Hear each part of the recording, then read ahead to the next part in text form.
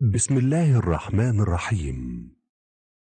إنا فتحنا لك فتحا مبينا. صدق الله العظيم. السلام عليكم أيها الرائعون. بداية تدعوكم قناة مملكة علم النفس للاشتراك بها وتفعيل زر الجرس ليصلكم كل جديد.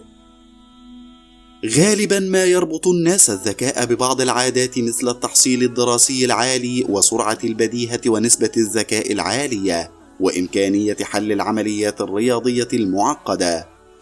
لكن هل علمت يوما ما بأن هناك جانبا آخر لعادات الأذكياء والتي تعتبر في مجملها عادات غريبة بعض الشيء؟ أولا، مكاتبهم فوضوية.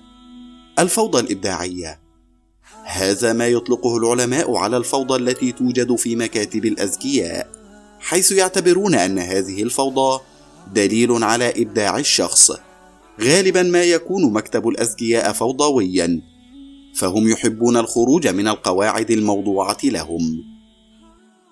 ثانيا، يسهرون لوقت متأخر من الليل.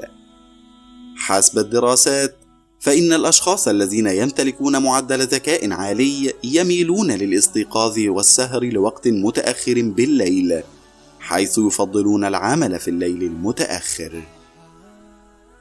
ثالثا، يستحمون بالماء البارد. الأشخاص الأكثر ذكاء يفضلون الاستحمام بالماء البارد بدلا من الماء الدافئ، وذلك لفوائده العديدة على الصحة، مثل تحفيز الذاكرة وتخفيف الشعور بالتعب والإرهاق وتحسين المزاج. رابعا، الرسم أثناء الاجتماع.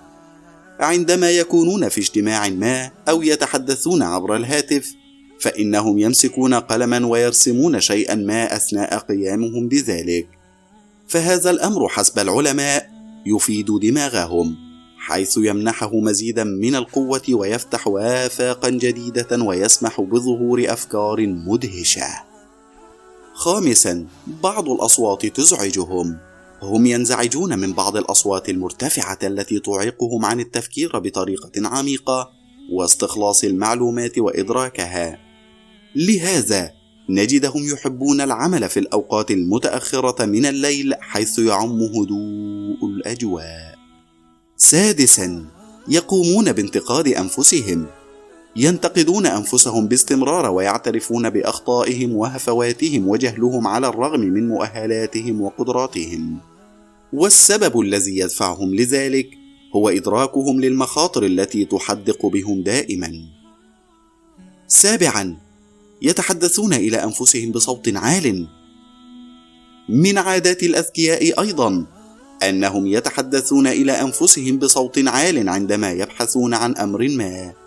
فمثلا، لو كان شخص ذكي يبحث عن هاتفه فإنه سيقول: ربما تركت هاتفي على سريري، وغالبا ما يؤدي هذا الأمر إلى العثور عليه بشكل أسرع. ثامنا، يحبون أن يبقوا وحيدين. يميل الأذكياء للانعزال والبقاء وحيدين بعيدا عن ممارسة الأنشطة الجماعية التي تجبرهم على التواصل مع الآخرين، فهم يحبون البقاء وحيدين حتى يتسنى لهم التفكير بشكل عميق عن مستقبلهم وأهدافهم وحياتهم. تاسعا، الكسل. عادة ما يوصف الأذكياء بأنهم كسولين، حيث يحبون المكوث في المنزل على الذهاب خارجا.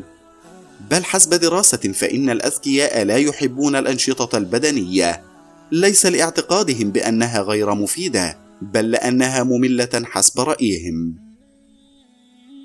عاشرا، يمارسون التأمل. من عادات الأذكياء اليومية ممارسة التأمل لمدة ربع ساعة يوميا، وذلك لوعيهم الكبير بالفائدة التي يستخلصونها من التأمل، وهي تحسين القدرة الفكرية والعصف الذهني والتقليل من التوتر. وبهذا نكون قد وصلنا إلى نهاية الفيديو. كان معكم المعلق الصوتي مصطفى حجازي. دمتم في رعاية الله وحفظه.